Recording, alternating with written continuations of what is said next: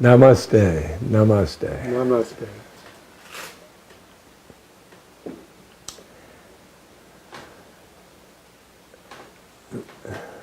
For this broadcast, I'm with Stephan, and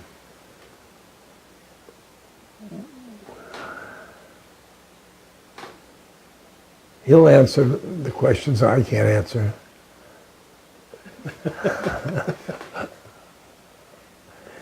And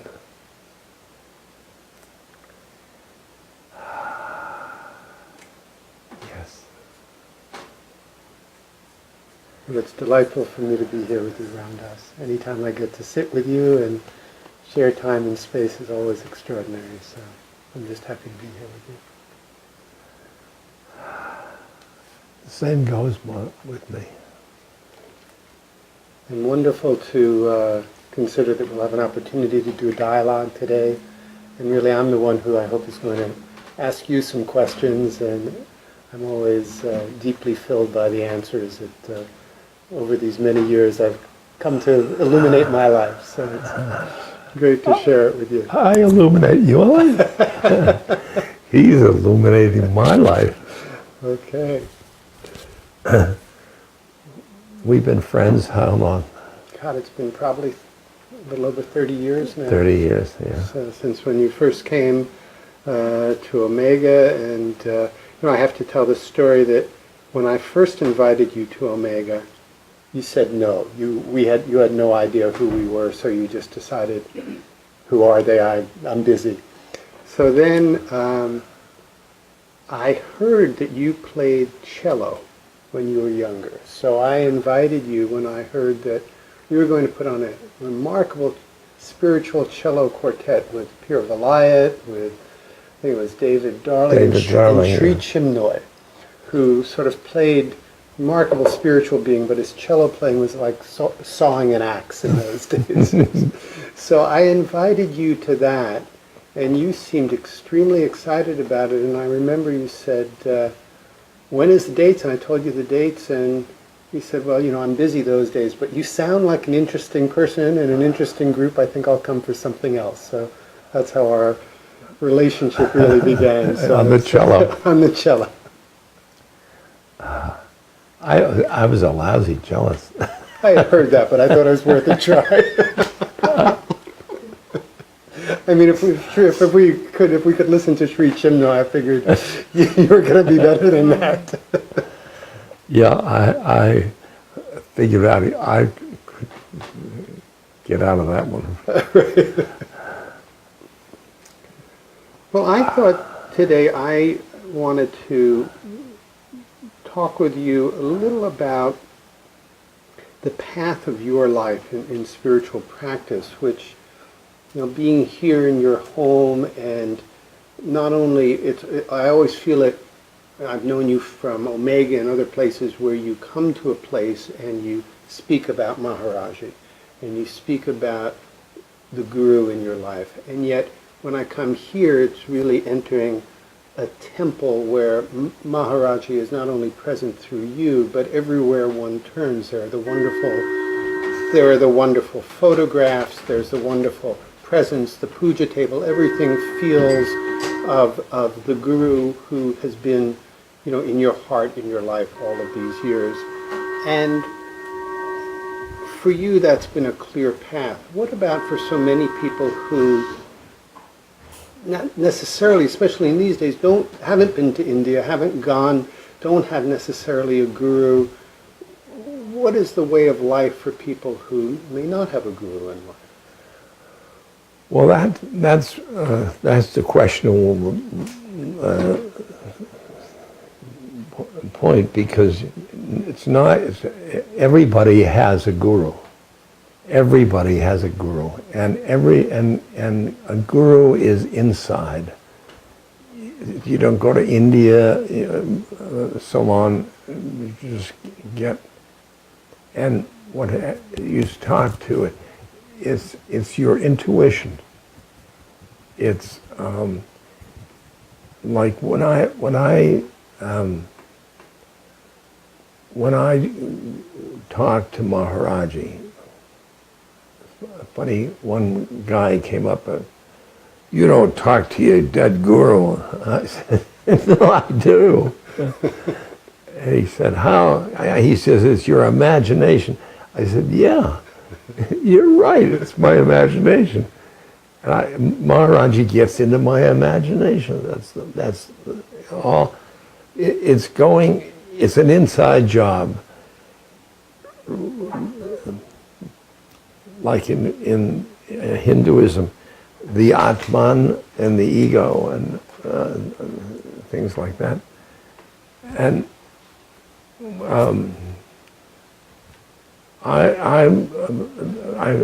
I feel the presence of Maharaji. That's the first thing. Presence. This presence, I just get into spirit.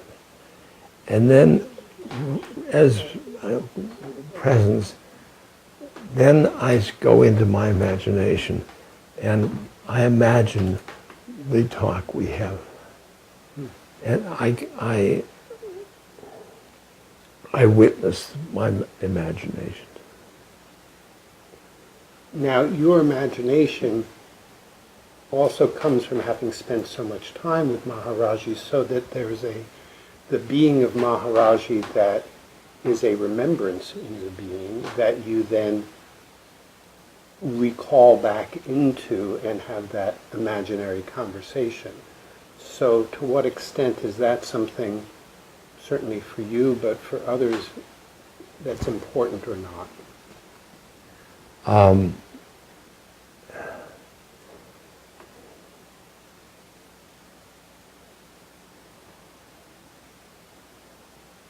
I do some picturing of Maharaji. People have pictures of their guru from India. With the picture, I think also there's a feeling tone. I don't think it's not visual. It's feeling, and it's like when you go into a dark room, and somebody's there, although you don't see them. You just know there's somebody there, and that's the kind of wispy.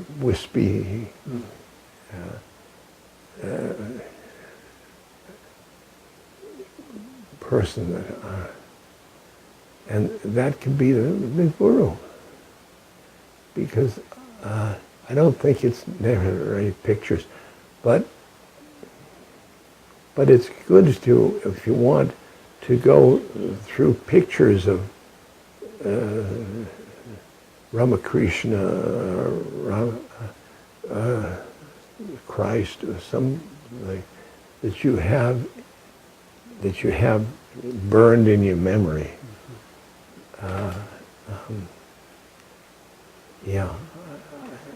I think. And in the spiritual path, it's one more, certainly as I've known you over the years, it's a path of love, because when you say intuition, it's in the heart. It's not a mind field that's developing in the way that you remember or connect with Guru. Yeah. It's really the path of bhakti, yoga, in the heart yoga, and the guru is between the guru and the chela. The devotee is heart space, and heart to heart, and the guru's heart mirrors the guru. The devotee, and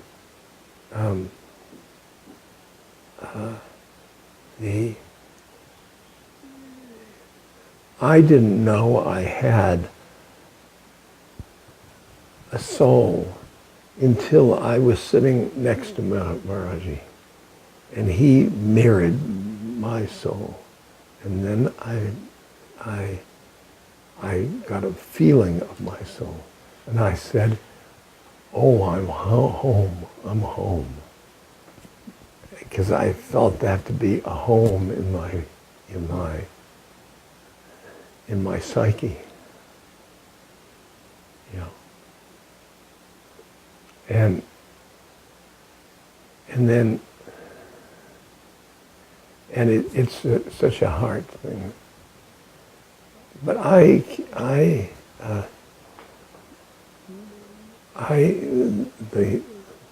the soul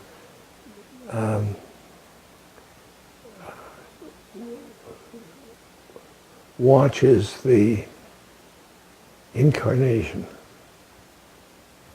and awareness seems to be down in, but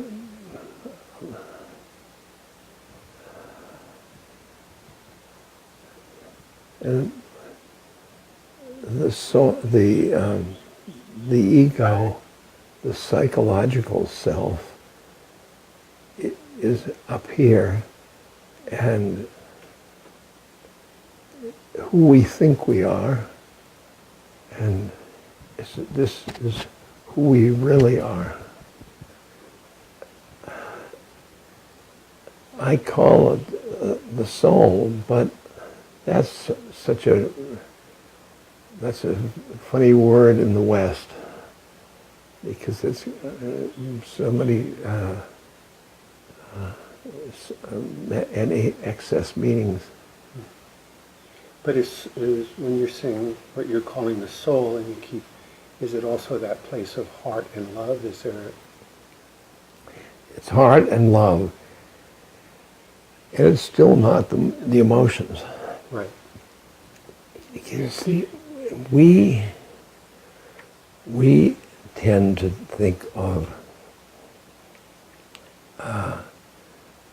the love with another emotion.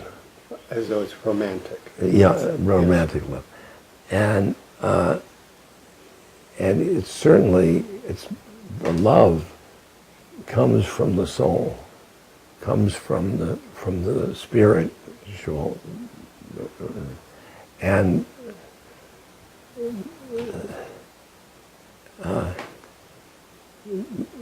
before, after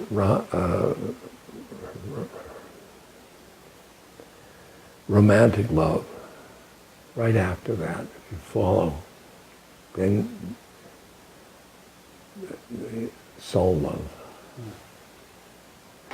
It's a confusion in the English language as we have. Yeah, it's sort of, we were talking earlier about mindfulness, and how mindfulness immediately assumes this sense of, well, it's mind and it's thinking. Yeah. And if one is full of mind, one's full of thought. But in truth, the mindfulness is really about coming into presence.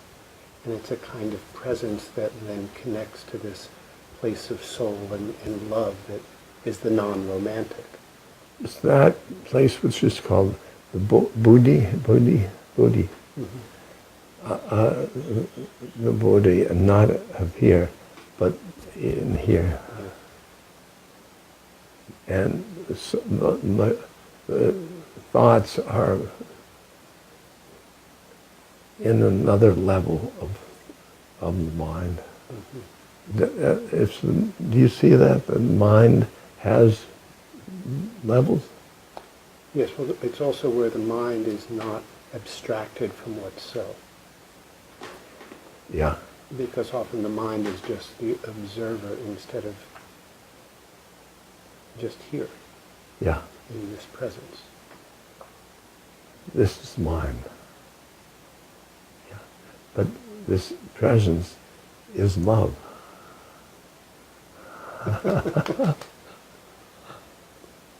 That's always been what you've most attracted to and taught in your being, I think, is creating a field of Yeah. welcoming people into that. You know, I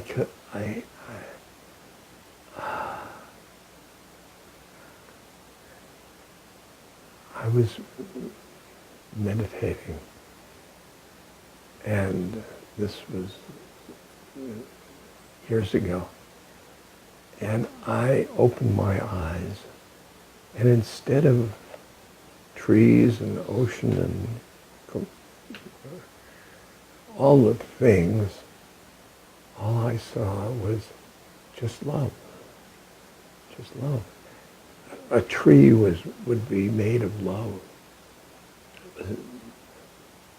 And I said, gee, I'm not a hugger of trees, but that thing is just love. And it was just a subjective, not objective. And then I saw the whole world was love. Now that's, oh God, I started like the wall, and you know, it was, I was in a sea of love. And then I said, I want to stay here, desire.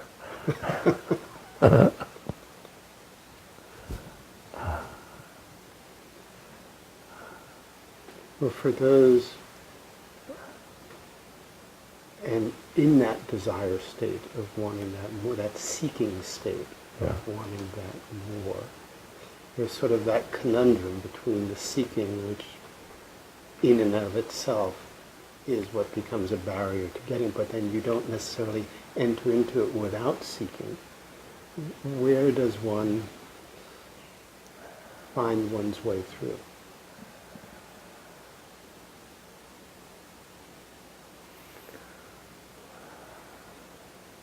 You first seek and then find, or then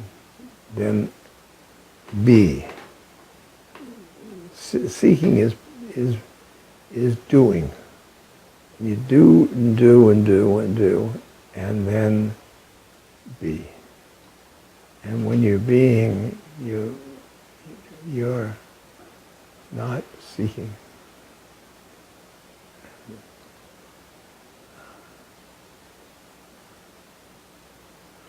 My experience of you over these years is when you were teaching, but you were being a seeker, it seemed to me after the stroke there was much more being than the seeking. That's right. That's right. You know, there were things I couldn't do, like play golf and would drive my sports car and button my shirt with only one hand. And I started to slow down in my after the stroke. You know, the stroke was in myself down here. The stroke is something that the body does. I didn't get the stroke. The body got the stroke. Mm. And at first, there's depression after I struck. And everybody said, you're depressed because of the stroke. But I was depressed because it shattered my faith. Because before the stroke, I was in the grace of Maharaji. And then when I finally, somebody said, you have a stroke, I talked to Maharaji and I said, how come, because all these people all around me, they're terrible, terrible. And they made me feel it was terrible. And I said, what happened? Did you go out to lunch or something? Because I always said he was with me. And then he started to teach me how the stroke was good karma, And you can see what that happened. Mm-hmm. That's how, before, since stroke, I've been spiritual. I mean, the love and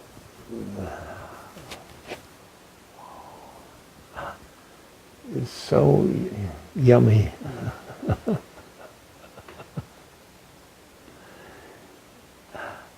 And now, oh boy.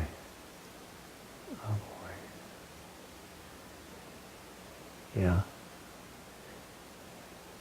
Well, then he said the stroke was good. You remember Mickey Lemley has this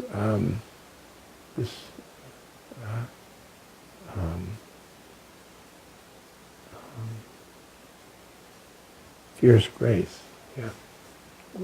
The stroke. I sent this.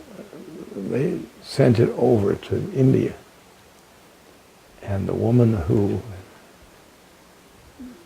stands in for Maharaji, she didn't like that.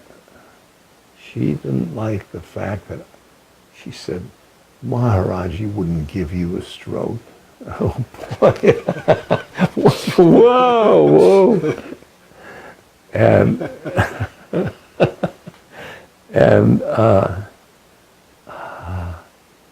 and I said, well, wait a minute,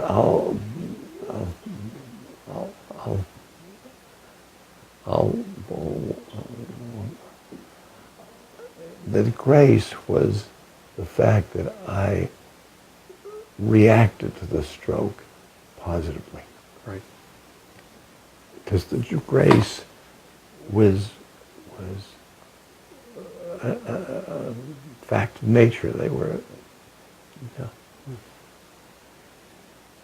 You just said something about when one of the changes after the stroke was just that things also slowed down for you. And in that there was a certain shift that occurred. What's happening in the world right now is everybody's so sped up on, I was just in town, and while I was standing there waiting, I noticed somebody right next to me who was twittering away.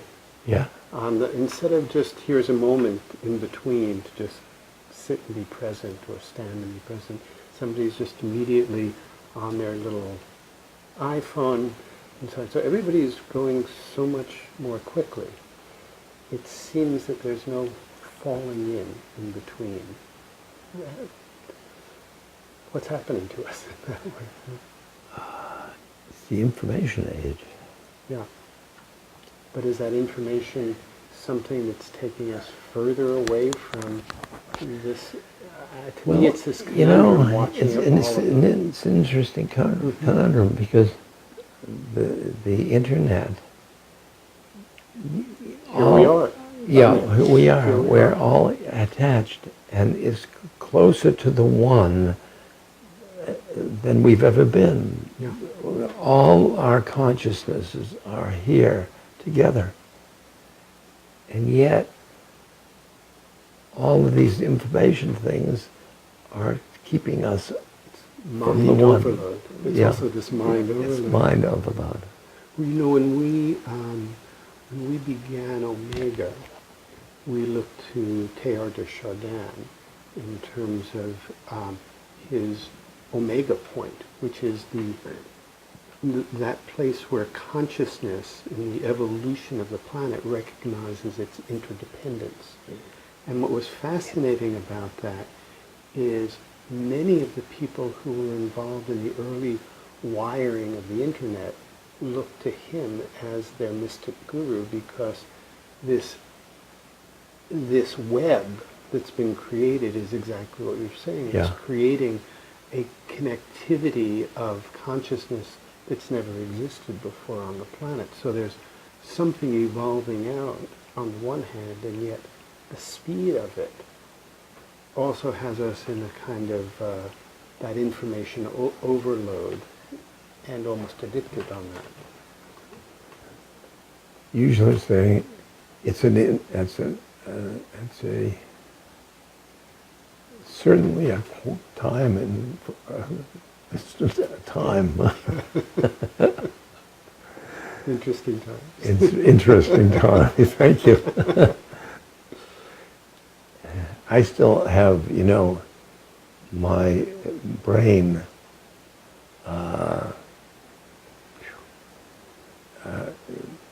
It gets concepts, and the concepts go down to the closet with the words, and I can't.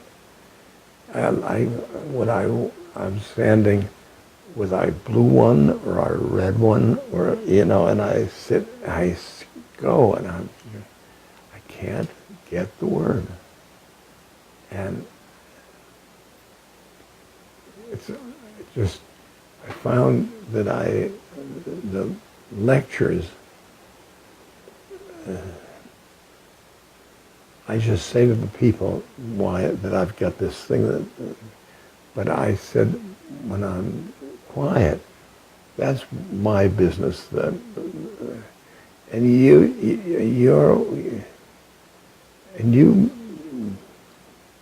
meditate, with the words, like we can word, and I can, and then I stop, and then they can meditate. There is no stopping in the modern world, so it's a great benefit for people. That's all right. Of a sudden, Yeah. So it is stopping in the ride.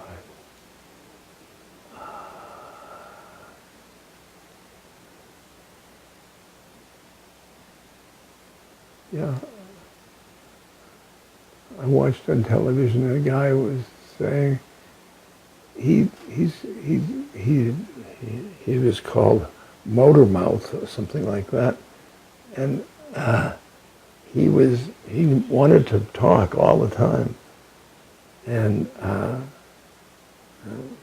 the other person that was there, you're afraid of silence? No, I don't know. I want to tell you another interesting thing that the stroke did.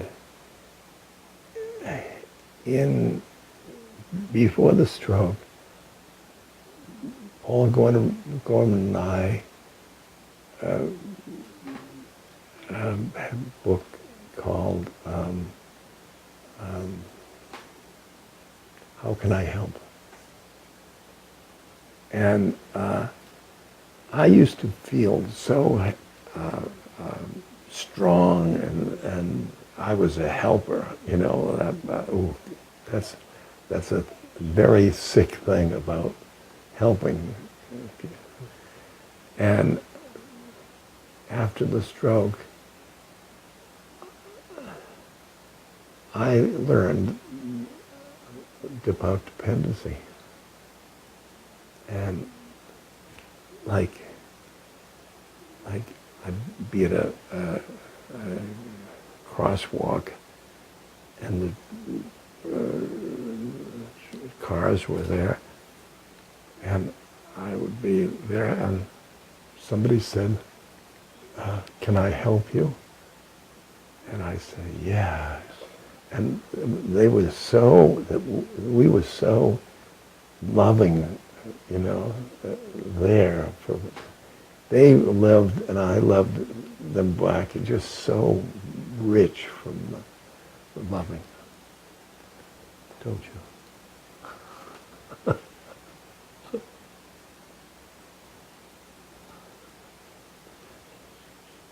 So in the realm of how can I help, we were talking this morning about what's going on in the world in terms of people who are social activists and really trying to help. And in a world of how do we find the balance between inner spiritual practice and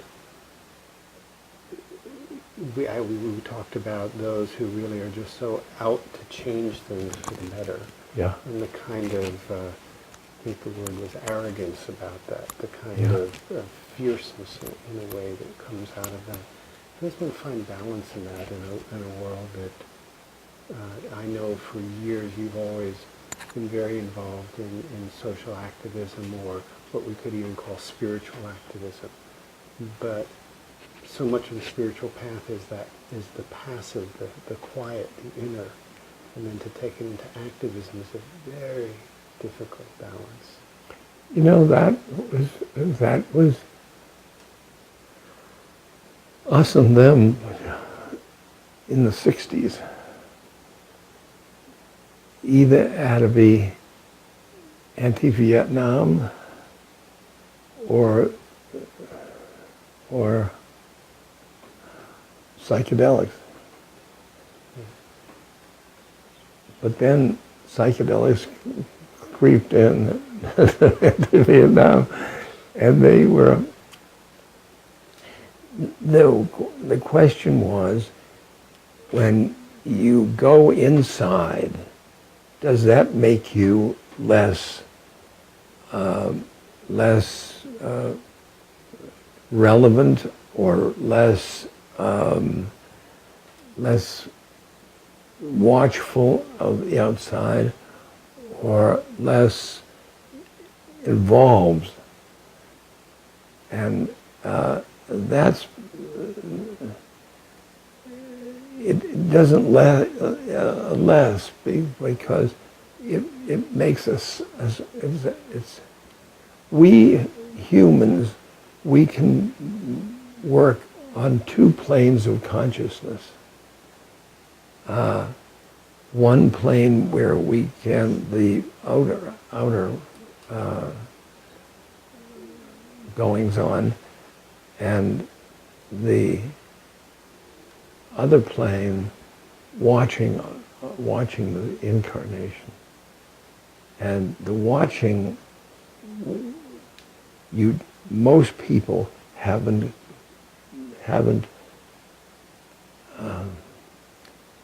developed that. And that's what we think we're doing while we're in sadhana. In sadhana, we're going the spiritual plane, and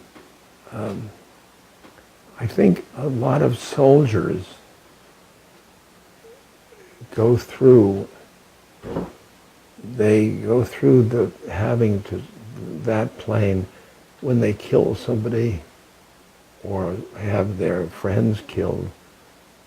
That death will go to a person that way. You know, the portals of birth and death are the you know. It's like there's the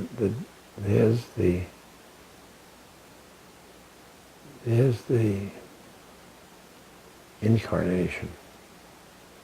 And then around the incarnation is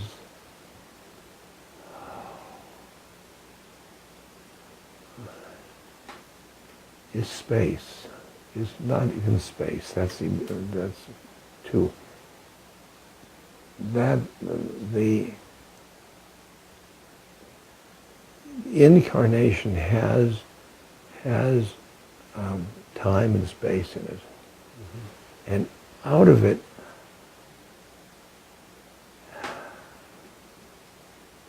Well, we could also say even as in the two planes, I know at Omega this year we have a conference about mindfulness in the military.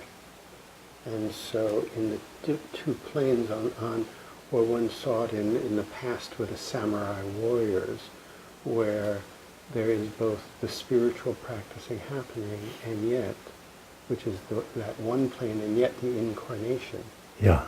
is in a certain form that some people say, sorry, that's not spiritual. But there are all of the different roles Right. in which people are born into or playing out this incarnation.